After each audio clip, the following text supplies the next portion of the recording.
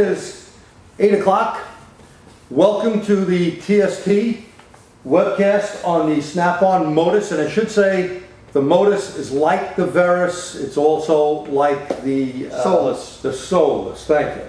So if you have any of those units, it's going to be similar to what you see here tonight. By the way, my name is G. Trulia. I am the president and founder of TST, Technician Service Training. And I'm Pierre Respo, the vice president of TST. And what we try to do is help technicians out there, so you can review this. We'll put this up on YouTube when we're done. You could always give us some comments. We'll try to get back to you. This won't be a scan tool shootout that we normally do, and we will have some coming up. But this basically is how to use this tool, and we'll be going into all the areas on this 2001 Nissan Maxima with a 3-liter motor in it. We'll look at engine, transmission, ABS, and airbag. I think that's the systems they have. We'll cover a bunch of stuff on the Modus here. We will tell you a lot of times the battery goes a little dead. Make sure your battery is always charged up. It's easier to play in demo mode where you could practice some of the stuff without being hooked to a car. Okay? Also comes in handy for other stuff.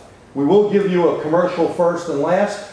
We're heading out to California to the Ontario Convention Center, and we're going to be doing a TST big event similar to what we do here on the East Coast in New York. And it's going to be featuring myself as one of the speakers, Dave Hobbs as the other speaker, covering P0420, keeping the light off, and CAN data network diagnosis. And our buddy Pete Meyer from Motor Age will be the keynote speaker. So Pierre, myself, and a few of us will be out there in California. You can sign up, and that one will not be simulcast. We have our big sponsors, OTC, Power Probe, ATS, Automotive Test Solutions, Launch, Smoke Wizard, and Bosch will be the major sponsors there. Coming up tomorrow night, before we get to this, tomorrow night's our TST Roundtable. And we like to tell you this twice because some people turn off. TST Roundtable is where you can bring anything up, even tell Pierre and I, hey, I didn't get that yesterday night. Can you go over something? Or ask us some question, maybe a horror story. Any subjects that are automotive related, whether it's tools or shop procedures or how you deal with certain types of customers, or diagnostic tricks or questions about things you don't understand. Right. Now, it's a roundtable. It's an open discussion. Right. So people ask us, what scan tool do you think is the best? Now, obviously, there's nothing better than having the OE, but that doesn't work for everyone. And someone like Snap-on or OTC that has either Troubleshooter, Snap-on, or Pathfinder OTC is quite helpful in a shop. So we'll go over that. Next week, August 23rd, Pete Meyer will be up here with us. We'll be doing inputs and outputs testing ECMs. Very, very good webcast. My article should be in the Motor Age August issue, which I guess will be coming out soon. At least we don't get it here in New York, though, I think next week. But maybe where you are, you get it a little sooner than us. So that's some of the commercial stuff. And by the way, a lot of guys are afraid of this, but you log on to that webcast, and I think it'll take a lot of the fear factor away. It's not so difficult if you just pursue it, one step at a time. That's it. Now we'll switch over to the scan tool. And while he's switching that, I want to do my standard spiel that I always say. Now, we are technicians, so we never read manuals, right?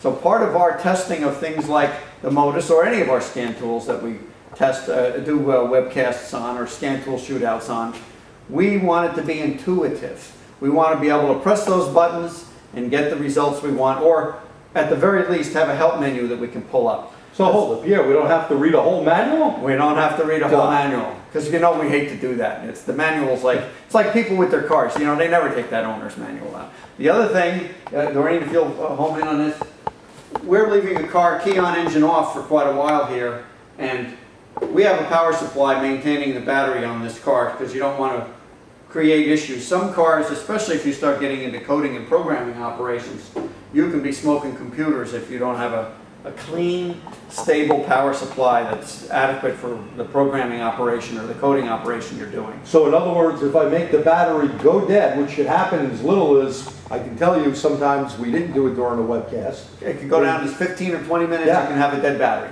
15, Some cars. 20, 30 minutes, I know some went down, we'll get to the question in a second, without a good maintainer, meaning it has to have low AC voltage output. We're using a Fronius, which is a very, very high-end unit here on this car. There are other good ones like And PowerMax. there are more and more Associated, coming out, actually. Midtronics. Dutronics, or Dutronic, I think, was the company that started. Bomb Tools, I used one of theirs, very, very nice machine. Midtronics has one, ATS has one. There's more. All right, ATS, there's a bunch of them. So more and more coming out that are, you know, they have different specs and they operate a little differently, but if they're clean and they produce the correct voltage for whatever you're doing, you have to look into that. Then you need to have that on a car. Right, so let's go through here. We're on a 2001 Nissan. Pretty easy, you can scroll up or down using your little mouse pad. Of course, we have to go here to scanner, and we can hit maxima, go down, hit the yes key, and we're into engine. So we're going to start with the engine, and this is all this scan tool gave us. So if you ask us, could you give me some other system like body? Sorry, we have engine, tranny, anti-lock brakes, and airbag. We got this vehicle, a 2001 vehicle here. You can see it's a used car. Our buddy down the road, Hudson Auto Traders, very good to us, always allowing us to use different cars. They let us use a lot of cars. So, you know, thanks to them. So we randomly picked this vehicle. We wanted to do a European vehicle, but we did have an issue with Snap-on not sending us the European software. So we have the Asian and domestic. We figured Asian would be better. The other thing I must warn you about, we talked about weather because I'm jinxed on this. Yeah. This is our third time doing a Modus webcast. We had a problem, the last one, about 39 minutes out. We lost internet and electricity. Yeah. Now that may happen tonight as well, with storms going through. And yes, we have backup power, but we don't have backup internet. No, the internet, and by the way, when the power goes out, it may not even be on our end. It might be the internet provider's hub station loses power. Hopefully not. And so we're just warning you, if everything goes dark, Beyond our control. yes, but we've done everything we can. So what we're going to do here is Doreen is going to focus in, rather than looking at my ugly mug, she's going to focus in on the screen here, and I'm going to explain as we hit through the keys. We're going to hit engine, the yes button. We already have a K20 in the vehicle. Okay.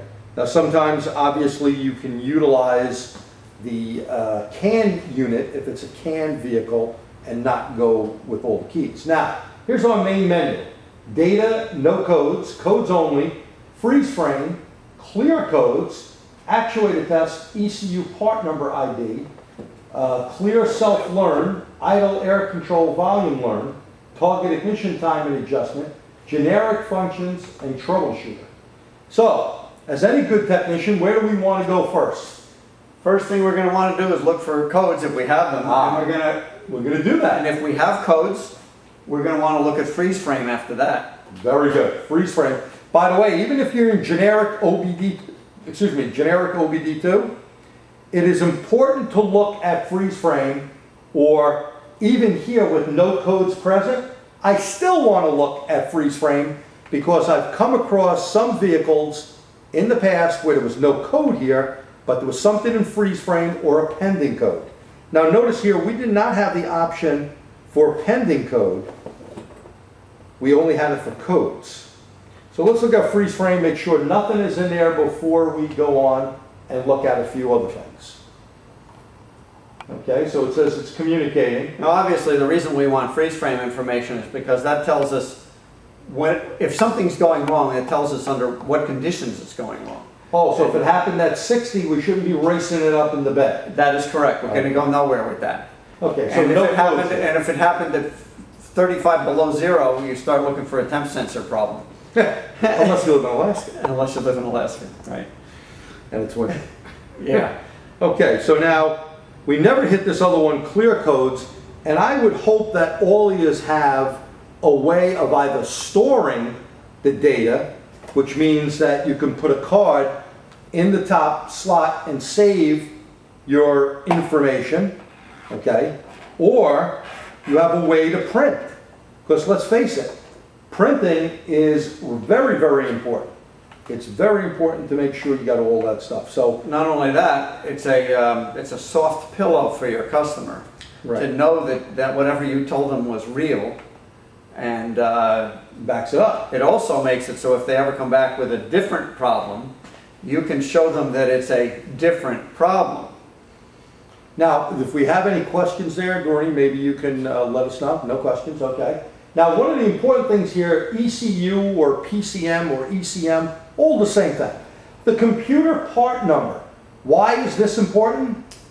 Well, if this is reading incorrectly, then what's going to happen is you may go into a coding or programming operation and code or program the wrong information. You might ruin the computer, actually, in some cases, by misprogramming it in such a way that it can't be rewritten. Right. So you have to make sure that the information that the scan tool sees is the actual information for that vehicle, so the scan tool gives you the right software. Right. So here it gives us the part number if that does not match up, or in the case of if you're looking things up, does this car need to be reprogrammed? And that's the other thing. You want to look at those numbers to go against the list and see if it's up for reprogramming, if Right. it needs a flash. Now, this tool does not do it. Your best tool to get out there is DrewTech. DrewTech, and by the way, we've had them out for our TST seminars. They have good free webcasts. You may want to go to Drew Technologies, okay? You may want to go out and look at their website. So if you need to reprogram, it's a different type of setup. Now, once we know that, we're not going to go into the rest of these just yet, with the exception, remember, of generic function. Generic function, here is another important thing that I'd like you to do on generic function. Generic function tells us the readiness monitors. Now, even if you're not in an emission state, because a lot of people go, oh, I don't need to know that. Yes, you do, because this is the U-suck light. The U-suck light is the check engine light. And if a monitor is not ready, and let's take a look. If a monitor is not ready, then we can run into a problem. So you fix the car for EGR, and you didn't look at the EVAP monitor not being ready, and Mrs. Smith or Mr. Smith comes back a week later and the light's on. All they know is one thing. The light's on. The light's on. You didn't fix the light. So you can go down and here, misfire, fuel, and comprehensive component. It says test complete. They're always complete. They're always ready to run. Okay? They're running in the background. Catalyst not complete. Well, that's not good. Doesn't have a heated catalyst. It's not supported. EVAP system not complete. So on this, I could be a real you suck one, huh? Yeah. Because the only thing I have is the heater that is actually complete. So that means my O2 sensor, I can't pass an inspection, but I have another problem here. How do I know anything that I fixed on the car is going to keep the light off? And you have to either run the readiness to completion, or you have to tell, some people like to just tell the customer, you're going to have to drive this and come back because I'm not done yet. Right. I never like to do it that way myself. I'd rather make sure it's done. But the bottom line is, anything that's not complete, if this sensor isn't complete, we're not going to be able to test the cat, are we? It's going to use the sensor signal to test the cat. So if there's a problem here, even if that was complete and had a code, you don't know that that catalyst is good or bad because it can't test there until you fix the first thing. So that's very important when you're out there working on a vehicle to go into this generic mode and take a peek at it, okay? Now the other thing we should say is there is no tool out there, there's people that sell some stuff, but there's no tool out there that sets all car monitors. Now, I'm going to give you this example of this Nissan. This Nissan and Infiniti and Volkswagen and Audi and Chrysler and GM just do one monitor, each of those two companies, but Volkswagen and Audi, and of course, like I said, Nissan and Infiniti, with the proper software, OE, the original stuff, and a few, very few aftermarket tools, you can run all the monitors sitting here in the bay. Now that's important. It is. However, I'd like to warn on that. Sometimes setting a monitor in the bay is not the same as having it run itself in the real world. Correct. So it's not a bad idea after you do that to drive the car and see if there are any pending codes. Well, it's good, because when the monitor is ready, it's like, you know, if I turn my back on Pierre, Pierre gives me the finger or something, well, guess what? You won't know. I won't know. They dare him, you guys. Not that I wouldn't do that. He would. And it was this finger he was going to give me. We weren't getting nasty here. Yeah. So, okay, just trying to keep you away. So, monitors, very important. We can look down this list here. And again, when something's not supported, the vehicle doesn't have it. So we back out of that. You can look at this cycle. You looked at freeze frame already. But here's one that there's a lot on. Okay? Onboard monitoring system mode 6. Now, we're hooked to this car with their software. Most of the times I've noticed they're not going to decode the system. So what I mean by that, it's going to give us just a test ID. Test ID, component ID. Well, we have a test ID. We'll go in 01, just give you an example of one or two of these real quick.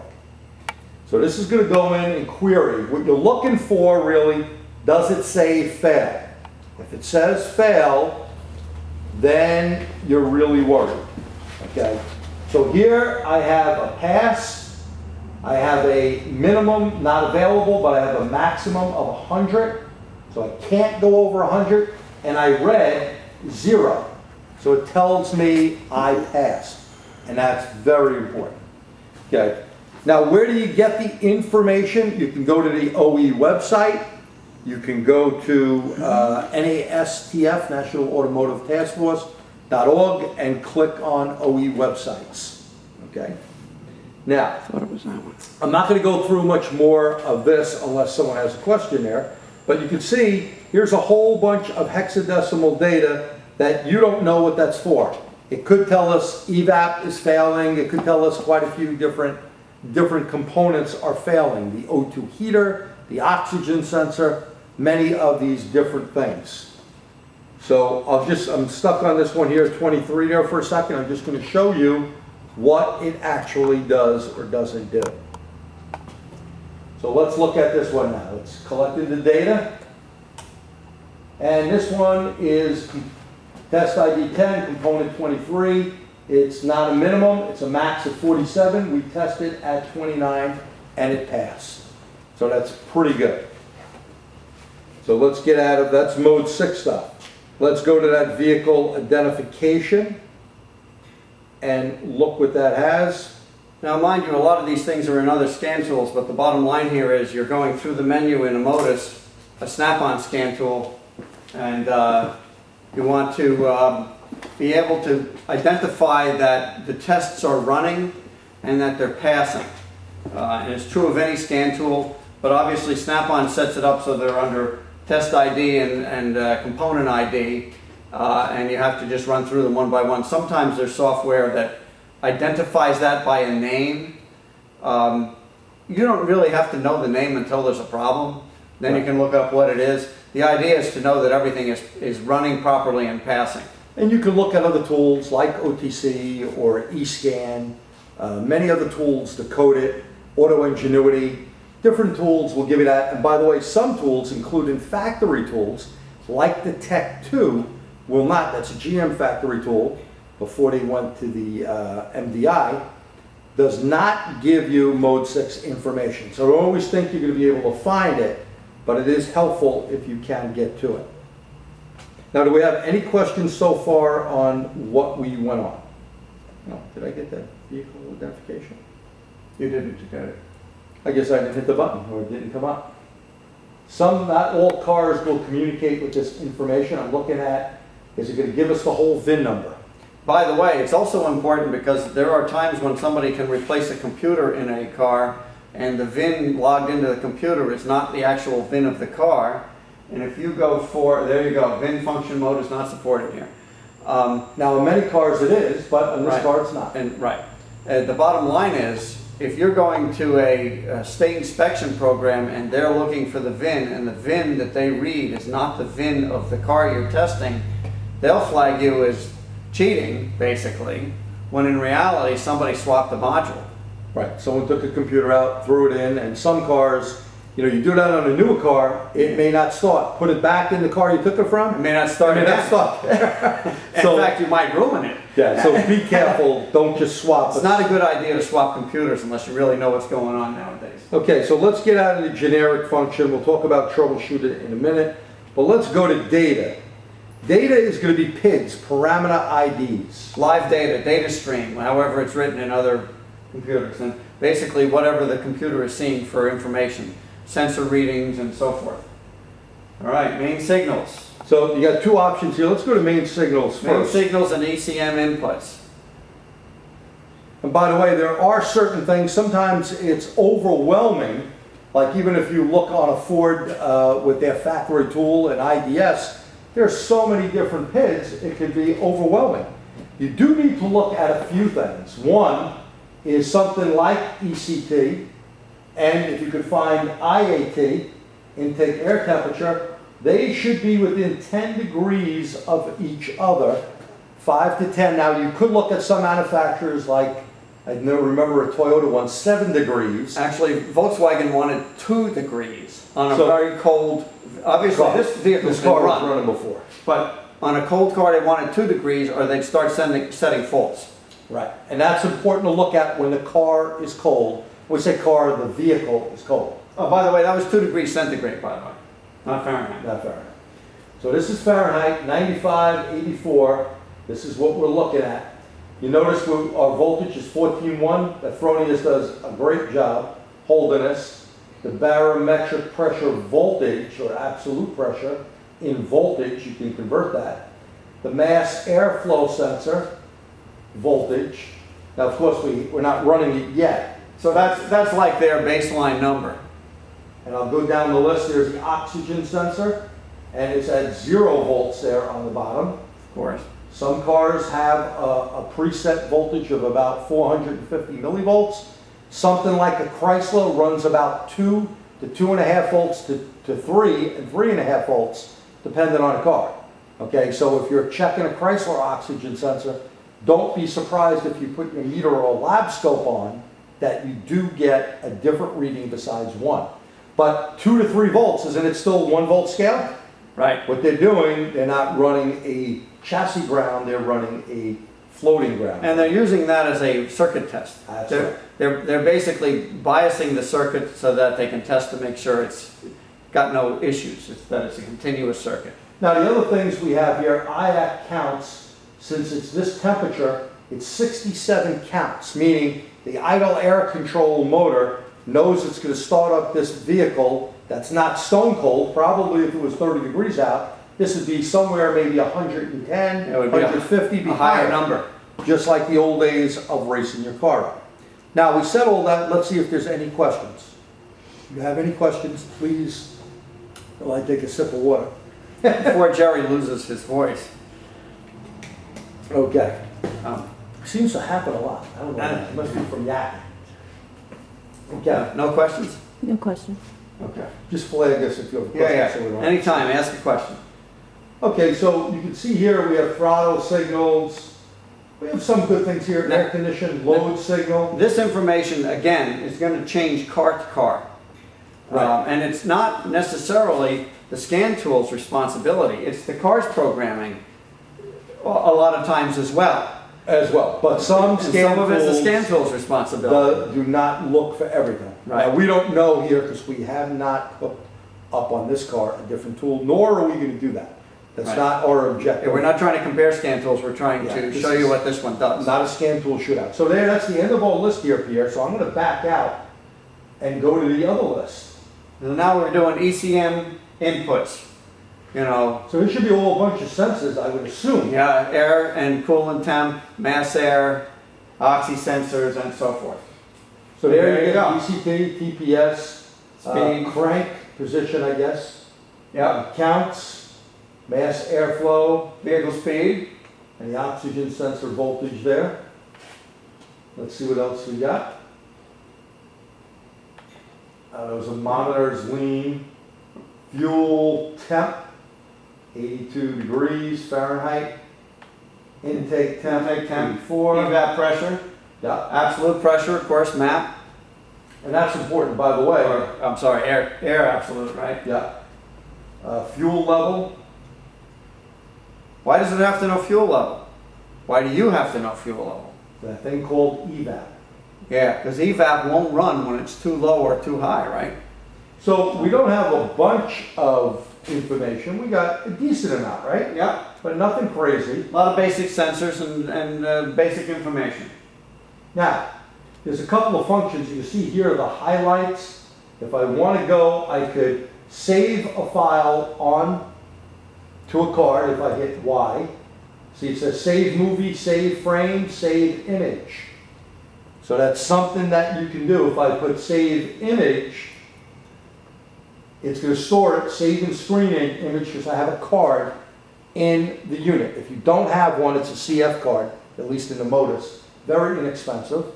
I can also come over here and print it, and then I can go to this toolbox function, which says custom setup, custom data list, LED setup, which is just the little lights right here on the bottom, which ones would come on, just like the old Snap-on brick. Basically same thing. You want to see torque converter on and off, air You conditioning. flag whatever you want to flag. Yeah, that's And it'll blink at you so it's you an know on and that, off switch. so you know that that happened while you're looking at other stuff. So again, that's on the upper right of your screen. There's the print, there's the save file. That's our scanner. This is pausing if you're going to look at a movie. And let's hit view, because view can give us this: text, 2 graphs. Two graphs. There you go. So there's 2 graphs, and now I can also go down the list. And this is a pretty nice view. And again, I could save it like this. Okay. So if I wanted to see something, I could look at, let's say, the O2s. Bank 1, sensor 1, okay, or bank 2, sensor 1. I could look at them and see what this is doing. Okay. And obviously that's not only important for your diagnostics and for your use of the tool, it's also very important for your selling it to the customer. Well, you know what's nice too, Pierre? They like pictures. We start at a 0 voltage here. I'm going to start this up and let's watch what this does. Want me to start it? Oh, okay. I was going to go do it. You saved me the one. So here we'll start it up and let's watch what happens. Okay. Right away we see a change. And look at that. Okay. Bank oxygen sensor, bank 1, oxygen sensor, bank 2, sensor 1 on each. The S is for sensor 1 and 1, both banks. You can see we went straight up. If we don't see activity, then we know we got a problem. Now this may be something you want to look at if you have an oxygen sensor problem. Or even Right. catalytic converter efficiency problem. Oh, then we want to compare the front To the back. Right. And you may want to use that Ford graph. and let's do Go that. back to that. This, by the way, is one of the very powerful things about the Modus. Actually, all the Snap-on scanners is the ability to graph. And on these that can print out to a CF card, it's very easy to graph it and make a paper copy. So here's 4 graphs here. There you go. So notice we didn't lose anything. And you got vehicle speed, air, battery voltage, and we didn't just do oxy sensors here, obviously, but it shows you can look at this stuff. Yeah, we're getting a little smoked out here. If we collapse on the floor, it's because we didn't get enough air in here. And look at our mass airflow sensor voltage from nothing. As soon as we started it up, it went up to somewhere above 2, and now leveling out, okay? And that's something that when we're in there, something very, very important we want to see, okay? Is that if we have a calculated load PID, is it going to be at least 90% pedal to the metal, okay? So if you go into generic, you can find that PID.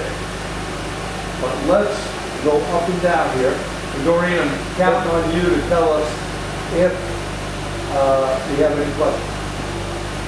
No questions. Look at our temperature. Our temperature went up. This is important to see. Does the temperature rise? Time to climb, right? Time to climb. Now, this isn't just, obviously modus related, but anytime you're looking for drivability or other issues, you want to make sure that those basic things are in line. This is one of the very best features, in my opinion, of this tool, is the fact that you can graph it. It's easy to get to the graph and pick whatever you want to look at, and then you can save it or print it. And look how we can compare both of those oxygen sensors and now look at sensor 2. Now back here we had some activity going on, and here we're pretty straight. So one O2 sensor bank 1 in the rear has a little bit of change there where this one Ain't doing nothing. is just kind of straight out. All right, those are all monitor things. Fuel temperature, let's take air temperature. EVAP, the pressure should be the same. Unless you're climbing Mount Everest. So there, right. So there's the 4 view. Let's take a look at, we'll go right to 8. We're not going to go to 6. So there's a nice view. And by the way, you could do this right on just the Modus itself, but we have a cable attached to the bottom. And if you get yourself a monitor, then you can get relatively reasonable. Inexpensively. Nowadays, they've come way down in price. And buy yourself a cable, just a regular monitor cable, and you can have this bigger view in your shop or to your customer, whatever the case may be. You can show them some stuff. If you hook your mouse up to this, which I didn't do, you can actually use a mouse on this. When I'm teaching a lot of times, I put a mouse to this. There is a USB port right up top of the Modus. That just makes it easier to control. And it'll be easier rather than me doing the little thumb thing, because some of these little thumb pads are not the easiest. Obviously, if you have the new Verus, then it's a touch screen. So here we can see a lot of different information. There's a load signal, ignition switch, and that's not calculated load. So we can't use that to see if we have a 90%. But we can go through and see a whole bunch of information on one screen. Now let's look at these rear. These are the rear O2s. I'm going to raise this up a little bit here. You could explain to them. Okay, rear O2s may not always be the same car to car. In fact, they almost guaranteed won't, because it depends on conversion strategy and fuel strategies and so forth. It should be the same size. And what we have here is an apparent dead sensor on the one side. Oops. Bank 2, sensor 2 is flatlined. I'd call that flatlined, wouldn't you? Well, it didn't even move when I raised it up. It did not budge. No, it never budged. So this car has a bad sensor. Or this car doesn't have another rear sensor. Oh, it could only have one And sensor. this is just one reading. You'd have to check. You'd have to look. And I don't But if you had a car with 2 pre's and 2 post-cats, and you have one like that and one like that, this guy's dead. Right, so what Pierre is saying is if you have a setup where these are your front O2, the oxygen sensors, control and fuel control. The rear control a very small amount on certain vehicles, not on all. But if you had 2 cats on the car and sensors after them, then you would want to see some fluctuation. Again, watch when I raise that again. Now the idea is, normally when the catalytic converter is hot, and you're in control with the front oxy sensor, whatever oxygen is flushing that. See what's going on here? there's so much of a change going on through the cat. The cat can't eat it all, and since it can't eat it all, it's going to show up as a signal change on the rear O2. That's actually indicating that you're getting flow through the cat, and when it stabilizes afterwards, the cat is healthy. And most likely this doesn't exist. Probably doesn't have one, right? But if it did have one, or if it does have one, PTC at this point of it would 430. have a code. And if it has one, it's quite dead. Okay, so there is the easy way to look at this. You can also go across the top here, and I can zoom. And I think you can change line values and stuff on this, right? So right there, I can zoom 4x. I can go 16x. And you notice it's pretty big. And basically what you're doing is you're looking at 1/16 or 1/4 or whatever of the signal. Oops. Jerry hit a button. Okay, I'll get back in. And see, that's why I don't touch the buttons, because I don't want to be the one Now we're going to look at main signals. on the graph with me. Yeah, just to give an idea of what it is. I'll go right to 8 graph. And then we're going to look at some bidirectional controls Now here. you can pick different things to be up on these graphs, obviously. So you Yeah. can look at only the PIDs you want. Right, I'm not selecting certain PIDs. I'm looking at everything. This is everything that they're offering me, 8 at a time, I'm putting in. Now, this is true of all scan tools, and it relates to the speed of data transfer. The fewer the PIDs you use, the faster the update rate, the more accurate the information. That's true. Now what we're going to do, if we want to clear stuff, look at the graph. If we want to clear stuff out, now I start the drawing all over again. Now, that doesn't clear data in the computer, that just clears the graph. That clears the graph out. So, that's one of the things we can do. Let's look at, He's got a problem on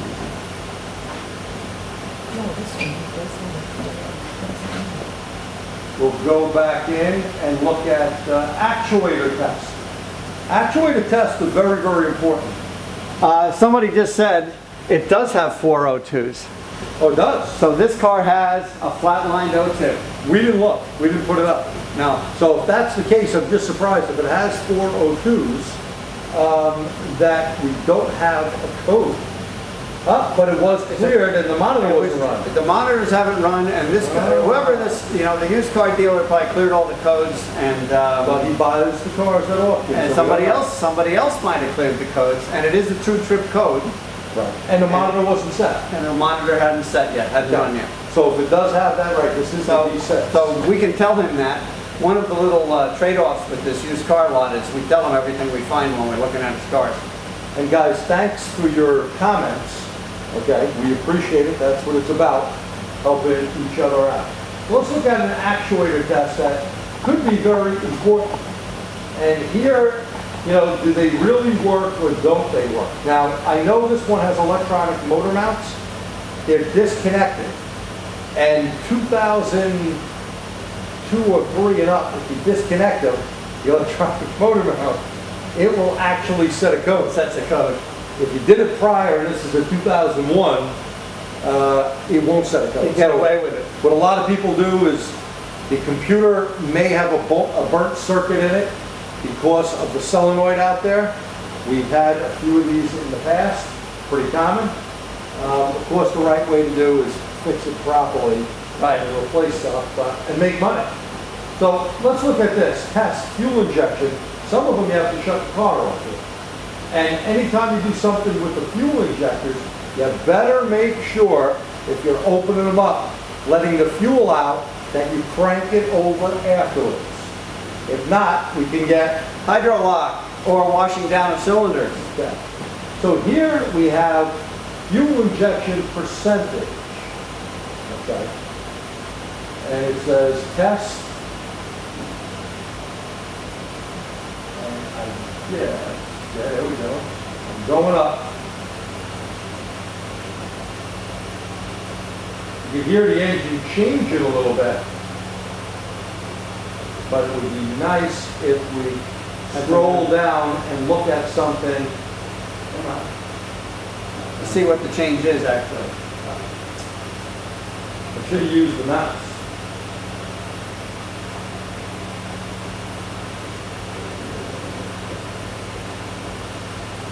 Now obviously what we're really trying to do here is decide how evenly everybody's I gotta look at contributing. this and not at that. Right. We've got to look at it. What we're trying to do is determine how evenly the injection is distributing fuel. Some vehicles have now this is the vehicle's software. Some vehicles will have like a smooth running test or something like that, where they look to see what the crankshaft speed up and slow down is cylinder to cylinder. In this case, we're just looking at fuel injection rates to see if they're even. Right, and you may want to pull up, You're adding a little or subtracting a little. you know, where it says here, I gotta get down. While he's working through the menu there, with any of these bidirectional controls, what you're really trying to do is test something specific. So generally you only go into this stuff once you know kind of what's wrong. You have a code, or you have a symptom, you have a bulletin, whatever it is, you want to get into that menu to find out whatever you're testing. Say you think you have a fuel problem, clogged injectors.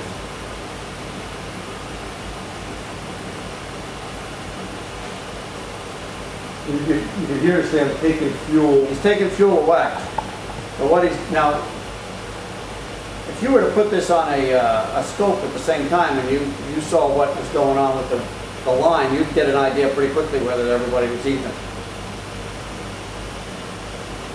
And I don't know that you can hear it, but we can hear that it's starting to labor because it's, you were up to what, 14 the last time I looked? Yeah. You're 14% lean. And now he's backing it down. So you want to see if it's all even, basically. You also want to see if it's running perfectly in the middle. You're going to grab the oxy sensor, or you're going to grab everything?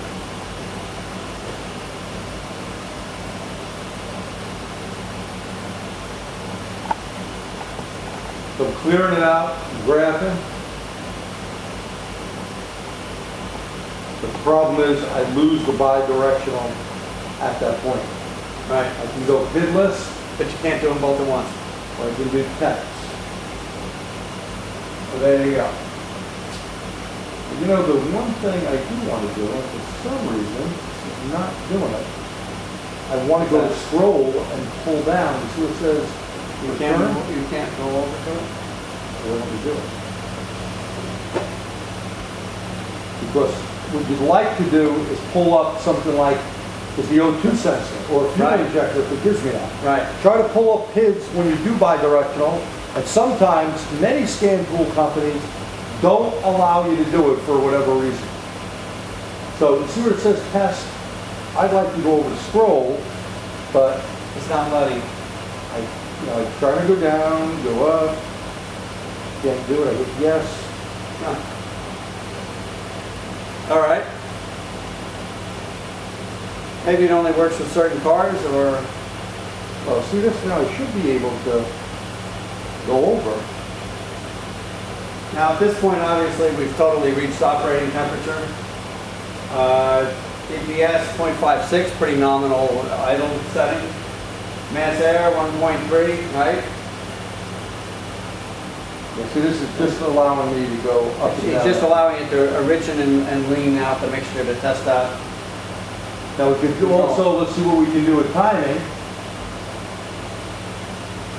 By the way, very, very handy if we have this ability on something with a Verus type system. Yes. Variable valve timing. Right. Because then you can change the valve timing, and usually you can look at what the actual numbers are to make sure it actuates. We'll scan. So we can go up and down here. All right, while he's doing that, you're not getting the response you want, right? No, I'd rather have this. While he's doing that, I'll say this. You may find There it that... goes. Sticky key. There you go. Sticky Hold on, I key. got a question. A question. Looking at the alpha PIDs is what you really want to see anyways? Or maybe it's the Looking at same? the alpha, so somebody just said, looking at the alpha PIDs is what you want to see anyway. Air fuel percentage. Okay. That's like lambda, right? Now, let's put those right up there. Now,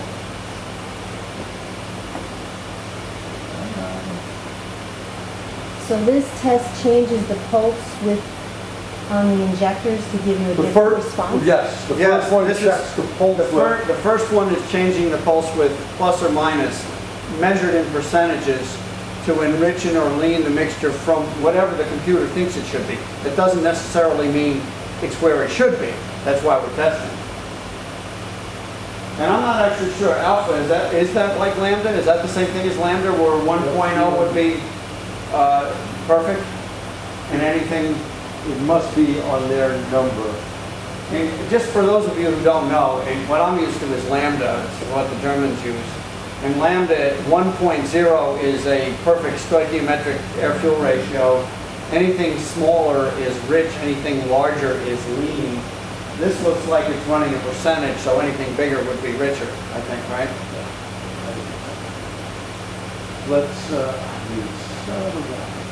I had it just where I wanted it. You hit the wrong button there. There we go. So buttonology is important. I need to play with it more. I don't know if I use this a lot. What we're looking for is to see if it's rich or lean, obviously. And I wanted to show you how Or to whether do it this. thinks it's rich or lean. Because there are ways it can think incorrectly. Okay, so there's the yes. I'm on the scroll. I want to get up ignition timing. This is on timing. And the injector. There it is. Okay. I want to hit yes again. Right.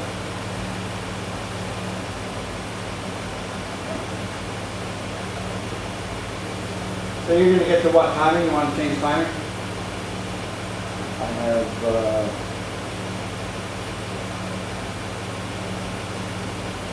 The idea here, right there. I want to change this.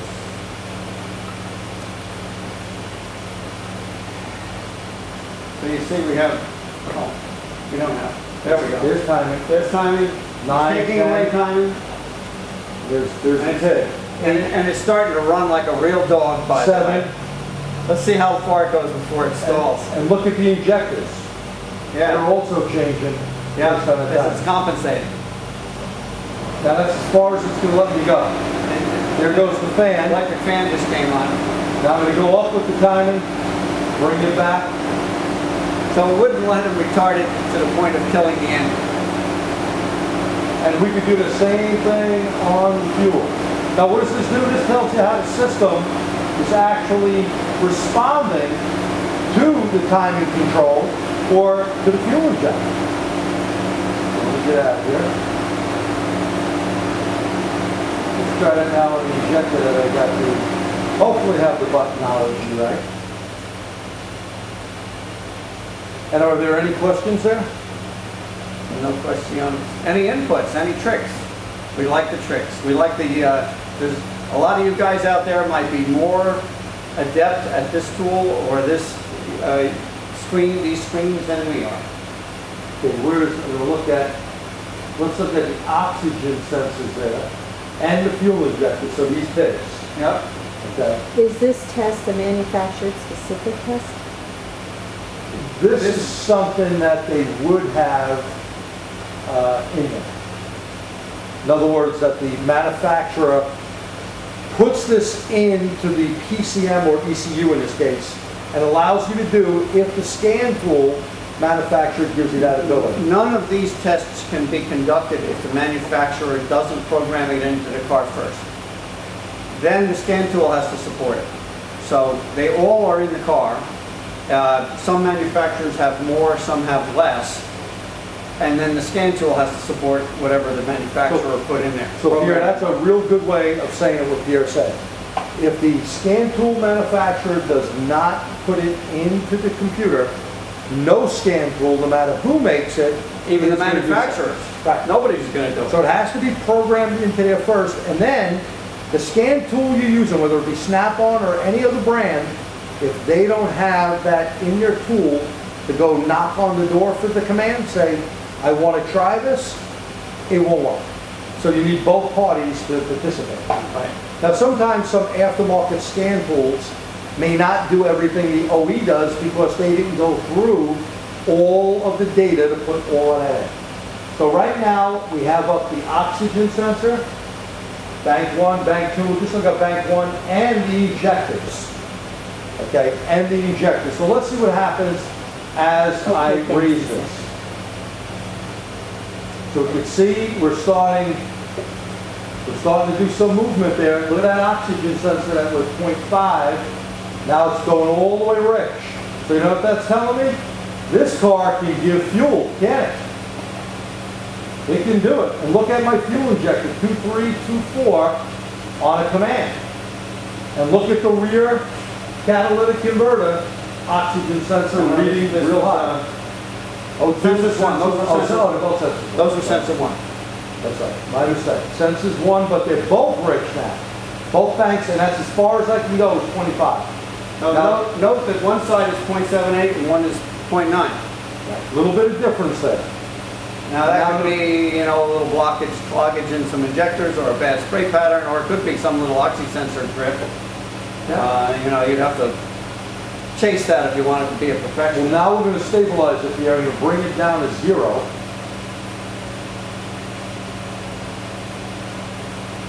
Sooner or later it'll get down to 0. My finger's getting tired.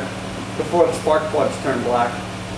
Oh, don't worry, we're going to go the other way with it. Lean it out, burn it off. Car has to be fixed before they sell it anyway. That's right. Okay, so here we go at 0, and look where these sensors went down to now. Yeah. So from 0.9 Now, and point, it has adapted to some degree, and that's not going to, you know, if you go real fast one side to the other, there's going to be a little lag time. So you can't always just read these numbers and expect it to compensate. Different cars actually respond at different rates. right, and now, by the way, I'm really going negative with the number. I don't know if I can get to 25 out of it. It's just going to be 0 because it's not going to go below 0. But should. It's not supposed to. Okay, so there, we're showing that we could really lean it. You can even hear the motor. Oh, yeah, it's running pretty biggy now. It's Someone's going to die. I got my microphone here now. This thing's sounding pretty bad. It's limping at 25% fuel, Okay. negative fuel. Now, sometimes functions time out, meaning they only give you so many seconds. I'm going to get out of this by just exiting out. And it should. And it might recover, or it might be permanently damaged. You know, we don't know. No, it'll stop. And there it is. It's starting to run a little better. It's adjusting. Let's see where it's at. It went to 0. Because I backed out. It should shut the test off. Right. Okay. It sounds better. Sounds better. What's the question? I noticed there is a bidirectional test for performing the air idle volume relearn. How effective is this test with the Modus? Well, we're going to find out. Air idle, the question was, someone notices there's an air idle Relearn, yeah. relearn. And they wanted to know how effective the test is, and we'll find out. Should be effective. Wow, we give you a An lot idle of... air, an idle air relearn has to be done anytime you pull that thing out of there and take it apart or put a new one in. Clean it and get all the crud off of it. So let's see first if we can disable, since I went down the list. I'm going to disable an injector, then we'll go to that idle air. I think it was the upper part. Yes. So my finger got very sticky. Decided to hit the button. Nervous quit. Okay, so disable. So we can hit yes, but again, we would want to do the scroll and get something. There you Let's go. look at that air fuel. Boy, it's stumbling pretty good. We know that's a dead miss now that he disabled that injector. You must have hit yes, right? Yes. Oh, yeah. So, obviously that's functional. Okay, now it's clearing up. Yep. There's purge, engine mounting. By the way, that's the electronic mounts that don't work on this car. That I know. I mean, that's what it's here for. You know, one of the things they brought it in for. So this thing here, if you went in, these are the electronic motor mounts that are big problems on this. Yeah. So, And I guess there's been some issues with aftermarket parts too, so beware. Question. another question. The -12, is that the short-term fuel trim or long-term? No. The -12, when he's doing it, is he's manually forcing the trim 12% lean. Yeah, It's not fuel trim. He's actually removing fuel 12% from what the computer thinks is the right amount. it's commanding it. It's not the read. It's not trimming. It's not fuel trim. Okay, so here, this is travel or idle. If you change the motor mounts right there and see if there is a change. You see up here in the corner, and you'll see if the mount moves. Now let's go up to that IAC. I think it was right there. No, that was at the relearn. Oh, it's looking for a There real. was a relearn. It was on the other menu on the bus. When we get back there, we won't forget the relearn. Remind me, it's like you Yes. said, real. There was a relearn. And I think they make you do that with the car, key on, engine off. So all this is making this go higher or lower. You can see my RPM changing. As it cycles it. And I guess if you were really adept and knew the car, you know at exactly what percentage the RPM should be at exactly what number. And you know how healthy that valve was. We don't, I mean, I'm not a Nissan guy, so I don't really know the specs, but that's something I would sure pay attention to. At least I'd have an idea how coked up it was, or... So these are your bidirectional, and by the way, Snap-on looks very generous here, and almost everything we went into, I think everything we went into works. Well, there's another question. Can you explain more on electric motor mounts? Can you explain more on electric motor mounts? They have what is it, I forgot the name of that word. Magnetic type. The motor mounts are softened and stiffened based on low speed or high speed. So what they're doing is they're Cutting vibration out at idle. They're cutting they're making them soft at idle, and then they're making them firmer when you're asking for a lot of torque out of it. So we don't lose it in the motor movement. Right, and so you don't have, contact. If they have a very tight tolerance in the engine compartment, they want to actually stiffen up everything so we're not having things tearing themselves in there too. Right. But a lot of it's harmonic vibrations. They're trying to make it as smooth as possible and deliver all the power to the drivetrain. That way we can run this thing even leaner at an idle, try to get the Right. most out of it. And you won't feel it. And you won't feel it. You won't know that it's running. By the low. way, Pierre brings up a point. Let's go, forget about electronic motor mounts. Let's go to just regular old rubber type motor mounts. You sometimes use an aftermarket part and your rubber compound is a little different. Now the vehicle may have a vibration that it didn't have before. And the same is true with the silicone filled, the liquid fill. The liquid Oil fill, type. yes. Those mounts also the same thing.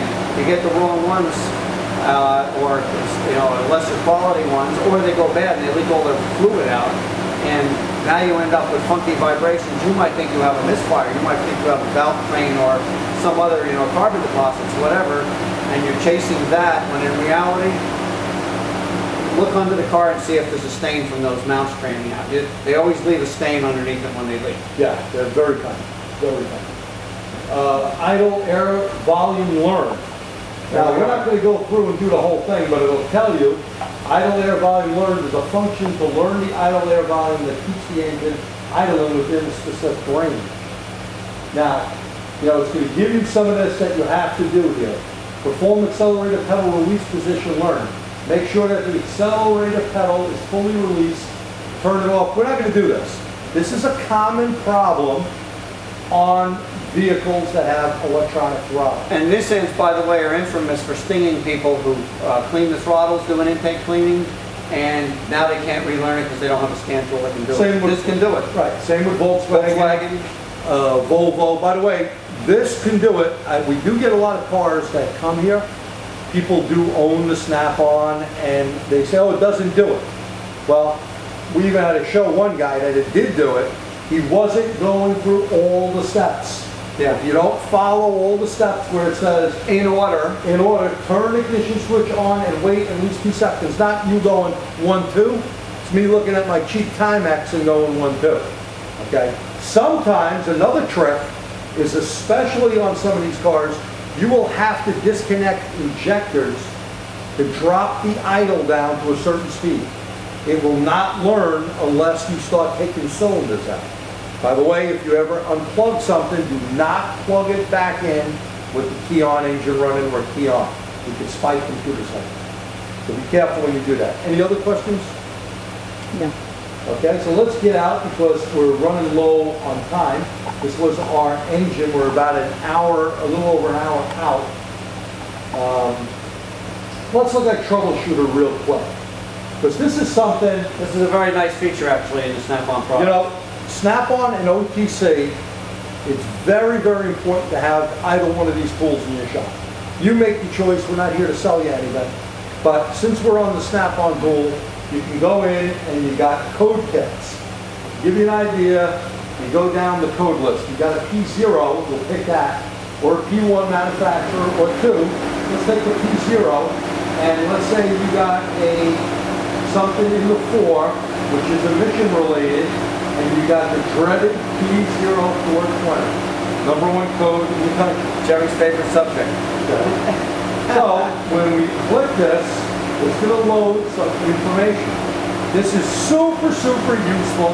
Snap-on does an unbelievable job with this troubleshooter. If you don't use this part of your scan tool, and I know many do, but there are probably quite a few that don't, it tells us right here, sets when the ECM detects bank 1 rear O2 cycling too rapidly when compared to bank 1 O2 or air fuel ratio sensor. So that means, look, if your rear O2 is going up and down at idle, you got a real problem, maybe a hollowed out cat, right? Right. If it's doing this steady, but when you raise the idle up a little bit, it starts moving at a steady idle, higher idle but steady, the cat can't absorb all. And if that's worse at higher speeds and higher loads, that's what's happening. The cat is somewhat marginal. Now that said, sometimes the cat may be coated with oil or something. You may have another problem that caused it. So don't just throw a cat at it. What everyone Until does. you know what's going on, because you could be overfueling and have carbon deposits, or you could have a PCV problem and have oil deposits. And fixing the root cause will allow the cat to, if it hasn't been physically damaged, will allow the cat to come back. And there's mostly come back. There's many things here that can help clean it out. Something like a Run Right clean, which is Chevron Techron chemical that Run Right sells and packages. That works good. BG or Wins, some of those work pretty good. The other thing you can do is the sob test that you can find on Identifix. Is sometimes disconnecting one cylinder, you know, kill a injector or a plug, warm this, let this thing warm up, and it'll burn the carbon. A lot of extra oxygen going through the engine. Now, The other thing is sometimes you have a, sorry Jerry, sometimes you have a problem with injectors that are peeing a stream basically, and on the car cleaning doesn't always get it, and then you really have to have those injectors removed and ultrasonically cleaned off the car. That's right. And you know, sometimes when we talk about doing a decarb with either Run Right or the Chevron Techron, same stuff, we're talking about basically either a drip method or a fog method. If it's electronic throttle, we don't want to fog it. That's important. You want to just use the drip method. Now, this is not going to clean the injectors, but what it does, it helps clean the carbon out of the intake system, some off the pistons, and sometimes can help clean it out of the catalytic converter. Now, if the customer's been driving around 6 months, a year with the check engine light on, guess what? And flogging it, No cleaner's gonna fix that. especially if the cat, if you take your hand and wrap on the side of the cat, don't do that while it's hot, please. But if you wrap on the side of the cat and it sounds like marbles in a can, you know what's wrong. It needs a cat. You know, gotta fix the underlying problem. You know what we're gonna be doing soon is we have a thermal imager that we're going to be showing you, utilize it not only on shorts and stuff, but thermal imaging on a catalytic converter. Look for a good article that's coming out. I don't know if Tony's going to cover this, but Tony Martin, one of my buddies up in Alaska, works for the University of Alaska, writes for Motor Age, by the way, will be writing an article, I don't know if it's in the next couple of months, but I know it's coming out pretty soon, and he'll be talking about a thermal imager. The one that we have configured for us from General is one of our top 10 awards, excuse me, Right. Technician Choice Award.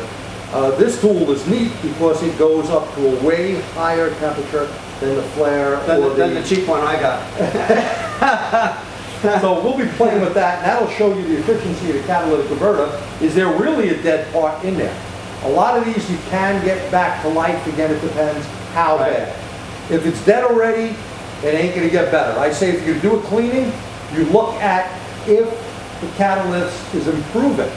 How do we do that? Well, we can do this if we graph the front and rear O2 sensor on a Modus. If we have something like the ATS scan tool that does that test for you. Or an exhaust analyzer. Exhaust analyzer. My favorite tool, And but EMS. many people don't have them. And if you're going to really get one, we show that also won one of our top 10 choice awards. Is a great tool. They're out of Chicago. People like Thornton and Manning use it. It's EMS. It's a great one. The reason why I say it's a great one, you can do front and rear catalytic converter readings At the and same time. see what it's doing before the cat. Before and Now, after. even though, Pierre, it's not what fails it is these gases, it's the algorithm, but at least it tells you, are we cleaning anything up? It gives you a very good idea. Right. And not only do it at idle, do it at higher speeds. Right. The advantage of that unit is it's portable, so you can take it and load the thing down the road. You don't need a dyno. You can take it up a hill and see what it's doing when you're pushing it a little bit. We'll be playing with that one again in the beginning. And they also can check, it's also a good way to check back pressure, by the way. It can do that too. Yeah, we'll be playing with that again in a future question. Okay, so here you can go to different things. And it just gives you a rundown of what causes these things. No lights on, vehicle lights, power, and so forth. So I mean, they give you grams per second low. You know, they're giving you good information. We can't read everything here for you because obviously there's a lot of information. All right, question. The ATS scanner, are you talking about the eScan? Yes, eScan Automotive Test Solution Yeah. is the ATS. E-scan, yeah, E-scan. Is the I love ATS that tool. Automotive Test Solution. Okay. I don't even do that stuff every day anymore, and I use it a lot. Okay, no, we call it around here the burning The tool. burning tool, right. The drivability is great, but Yeah. again, we're here on the We're on Snap-on tool. Snap-on today, so we're not going to get into that too much, but that's a great tool. So here's alpha. Now here, if you didn't know, this is great. Scan alpha readings and check for rich condition. Normal alpha is between 90 and 110. So that If answers low, my question, not 1.0. mixture is rich. Wiggle MAF connector while scanning alpha. If alpha changes, suspect faulty MAF connection. So it is actually 1.0 or 100 is what you're looking for. Right. So they're giving you a much wider range, 90 to 110, where with Lambda, 2/10 either way could kill you. So this is a good indicator whether you think of this as block learn, Right. short-term fuel trim, you know, integrator, long-term, it's the same thing. It's just what this manufacturer actually utilizes. So again, you can see it comes in very, very handy. Starting problems, you know, crank, no start, security light on. By the way, you know how many problems there are with security systems. Make sure you check that. And you know, if the car doesn't start, find out if somebody ran the remote or the key through the washing machine and the dryer, like Oh, that happened. happened to me. In fact, I have one in my pocket here that went through the washer and the dryer. It wasn't his fault. you It know. was not me who ran it through the dryer, but it's still me who has the broken key. What's the Okay. question? Do you know if the Snap-on will be coming out with a coverage for the NATS system on a Nissan? NATS. I don't know. I would say we don't work for Snap-on, so we wouldn't know that. That's a possibility. You know, you always have to check what updates they're coming out with. It's great to stay with the most current update. This one, I believe, we're 1 quarter Out of We date. got this, we may be 1/4, it may just came out. It with a newer was one. up to date when we really started this month. Before we had trouble getting our webcasts together. So let's look here at tests and procedures. So if you're doing a drive cycle procedure, it can tell you for the catalyst what to do. Now that's a very important thing because that allows you to run it properly so you can set those monitors. By the way, this is good too. Snap-on website, if you go here, askatech.com. And by the way, if you don't go on that website, you're missing out on some good stuff. It's like a forum for people that utilize Snap-on stuff. So I found it pretty nice to answer a few questions for people. It's like an IATN, but just where people are looking for Snap-on stuff. So, good info. So we got all of that stuff there, inspection and adjustment. So, And there's a good one. There you go. So it tells you here, number 1, where it's located. Yeah, that's important because different manufacturers, they put them wherever they want, don't they? And this is important, engine speed below 1,000. Check the base side. Make sure air conditional accessories are off. So they, step by step, if you utilize this and spend the time, You'll get it right. you'll get some good information because this is real world stuff that they get out there. It's really a good setup. Fast track data scan. That means right here, if you went down, calculated load, what it means. So it gives you all of this good information. Again, you could take this, and especially since it plugs in, or maybe you have the Verus who got big money, it's like a computer and you can go through this whole thing and get some good info. So let me get out of here. General information, abbreviations. And when you see a new model or something you don't understand, it's a good idea. Now, sometimes they may not be quite up to the very, very newest thing until the next software update, but you know, you'll learn about stuff you never saw before. Yeah, I'd suggest, go into All Data. All Data has some of the most up-to-date information, and there's a great little thing where it says, it explains to you about a system. Not on everything, because obviously they can't do everything, but they do a very good job in All Data. The other thing is Motologic. Motologic coming through Advanced Auto Parts. In fact, we'll be interviewing on one of our roundtables coming up. We'll be interviewing the guys for Motologic, Pierre and myself and a few other TSD board members. Beta tested this stuff probably over 4 years ago. And that's a very good information system. The other thing is not to be forgotten. The other thing not to be forgotten is you go to factory websites. Now, different manufacturers have, let's call it different levels of information, but sometimes you can get a lot of good information from the factory website. And you get all of them on nastf.org. Right. Go there And you can hyperlink to all of them. Right. Now, Hyundai Key is free. Some of them you got to pay a little. This Motologic stuff through Advanced Auto Parts, I don't know the price, but I can tell you I was just using it today. Very good. It's all OE information. GM, Ford, Chrysler, Toyota, Honda, Nissan, few others, and they're going to have everyone in there. It has a very good search engine, and they're really up to, when you tell them there's an issue, they work on it pretty quick. So check that out and get a chance as well. Abbreviations, as you can see here in the background.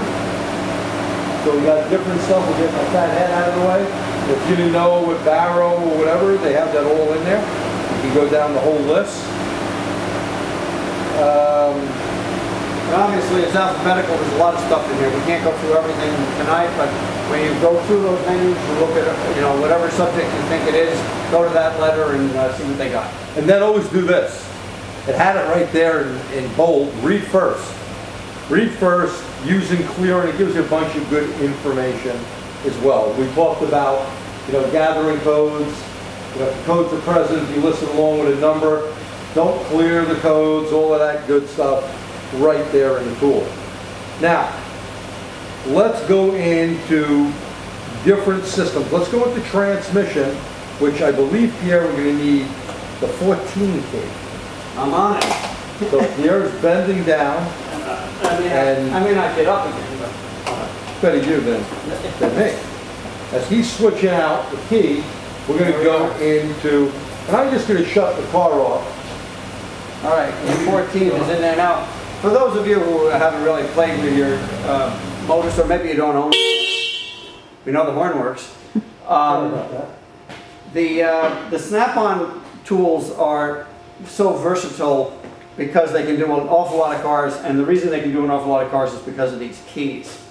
They basically tailor the way the computer, the tool, accesses its information and accesses the car. And let's give them credit, on some of the newer versions, they've done away with They've that. gone to all software. So same thing in OTC and many other tools. So Right. let's look here. Codes, we should always go into first. And it doesn't look like they're going to give us a lot of stuff here in transmission. But in the next 15 or so minutes, there's no codes present. We're going to try to run through this quickly. Data. So you have data. It doesn't look like we have any bi-directional tests. Now, one of our friends, someone like our buddy Wayne Colonna at ATSG, which is a hotline, they get many people that utilize this tool. And of course, they sometimes get questions, hey, how come I can't, actuate the solenoid for shift 1 or 2 Or the whatever. torque converter lockup clutch, Right, whatever. thank you, I went brain dead. And so the bottom line is, first of all, the manufacturer has to allow it, and secondly, the scan tool has to allow it. Right, now here we don't have much data, and again, we're not comparing to other tools to tell you, this is all the data list I get on main signals. So I don't have anything else there. Data, no codes again, and now we're going to pick the other selection, it may be a longer list. ECU inputs, and I did not see any bi-directional. So I didn't see any think we can do that. bi-directional either, so it's not giving you the ability to blow up your transmission while you're testing it. Yeah. No, I'm kidding. No, you know, To actuate things to see if they really move. right, and if you put an amp clamp along with a meter or a lab scope, then you can see if it's actually If the working. computer's doing it. So here we have a lot more data. So let's go see kick down switch here. I'm going to stomp on the pedal and put it to the floor. Watch the wire. I'm not hitting the wire. It's on the floor. No, and now Pierre is on. There's the kick down. So wide open throttle switch is working. So these are things that you can do when you see switch test. Switch test is basically something on or off. So they got a lot of different switch tests here. Park neutral is on because we're in park. Yep. So there's, maybe for a tranny guy, this is not a lot of info. Maybe not a lot of help. But maybe for the regular repair shop, it may be good enough. Even there, it had training temperature. You know, sometimes you need that in a lot of cars. You need that just to fill it right. Yeah, the TOT, the transmission oil temperature, very, very important. It's a negative temperature coefficient, meaning high voltage, high resistance when it's cold, and when it gets hot, it goes lower. You do have Troubleshooter in here, which is good, but no bi-directional whatsoever. So here, common problems, maybe that'll help you. You know, test the part, dropping resistor test, fine tunes the voltage signal line. So it gives you some good stuff here. And this is basically educational on how to test stuff, not necessarily through the scan tool, but using an ohm meter or a voltage number or you know, even a PID in the scan tool. Question? I have a tip for you. Even tip. though the bi-directional tests don't show up in the main menu, these bi-directional tests can be in the troubleshooter under tests and procedures. So okay. the tip is that even though the bidirectional does not show up in the main menu, it can show up under tips and procedures in Troubleshooter. I see overhaul tips, removal. Now in this case it looks like it's not there. Now, let's try this overhaul tips to see. No, these are just That's like all end overhaul play. and play, yeah, that's all stuff when you take it apart.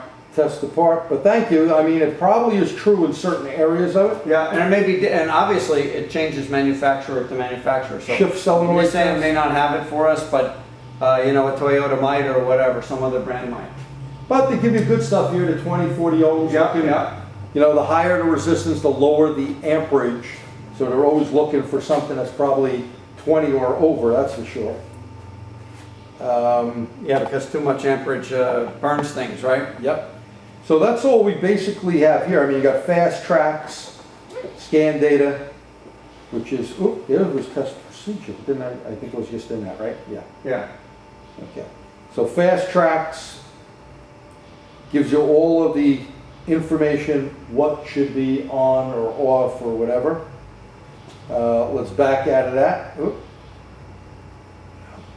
Once in progress, we can't stop progress. No. Hit that button. There you go. You may have to wait or it may be stuck. No, no, it's going. Now it's going, yeah. Taking its time. How much of our lives do we spend waiting for computers? Right. By the way, you know, sometimes you're doing a test. Be very, very careful backing out of something. Okay, so no tips found. I'm going to get out of this. Yes, to continue. Let's back out. Let's see what we got here in anti-lock brakes. We got the 14 in. Yep.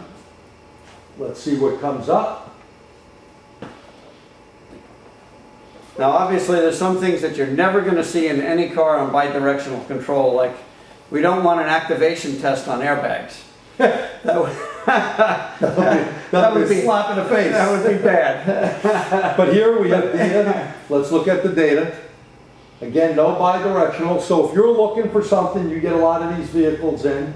You know, you may have to wait for the next update. The important thing to do with any scan tool, and Snap-on listens, if you give them feedback on your website or through IATN, your forum, and say, hey, we need this out there. Well, the next update, it may happen. And if enough people do it, it'll happen faster. So we have a lot of PIDs here, a good amount. Now these are showing condition. This is not bidirectional control. No. So you could have this on the car and go for a ride and, stomp on the brakes in sand or something and see and make sure that everything activates. Right. And again, you just go on all of these. I should have said this, but we could graph all of this. And if you were graphing stuff, you could see. Now, be careful on ABS. Sometimes you will not get a reading if you're not over 7 or 10 miles an hour. It will not come up on your scan tool. Yet, if you had a lab scope on it, you would definitely get either a Hall effect on newer cars or AC voltage on older vehicles. Oop. And some types of activations that are programmed will not occur if there's a code present. Right. If it sees a code, and it may shut down functionality. That's why we said, and I'm not going to go through all of these, go to codes first. Very important. And when they have something like this, how to clear a code, well, that is important. Now, the reason why that is important, because how to clear a code, this may be something totally different. If the faults are repaired, select clear codes and continue. It may be necessary to drive a vehicle over 30 kilometers or 19 miles an hour for at least 1 minute to clear the code. So that means if you're pressing your scan tool and you go, hey, this red thing sucks. It's not clearing. Whoa, dude, hang on. You may suck because you didn't read it. And the other thing is sometimes they require you to turn off the key and wait 30 seconds or whatever. These are all little things. It depends. That RTFB, read the freaking book, or the scan tool in this case. Yep. You need to do that. Yep. Because it's different. Manufacturers have all the stuff they like to do. So here's airbag, the last one. And by the way, that had Troubleshooter. And Troubleshooter, again, I can tell you, having used it for years, working on it, and it really is a good resource. Here, we only have codes only and clear codes. No data whatsoever. So that means you're going to need to look up manufacturer information or old data and go in and check everything out. So current codes, let's see if it ever had any. Nope. If it has something like history codes, always look. Same with a pending code on stuff. So this is good. Maybe the thing wasn't an accident. Trouble diagnostic record. Pre-10 front H. So there's a record of a problem with a front right pretensioner Yep. on a seatbelt. Yep. Right? Or on the seatbelt buckle. Open. I don't know how they do it on this. Yeah, either open or shorted. Right. So you'd have to check that out, but it's not a problem now. That was a record. So if it's not happening now, it was probably repaired. Right. Otherwise you would have it. Right. And then if you clear codes, you can take it from there. So this is the whole thing in a nutshell, where you can utilize this good tool, the Modus here.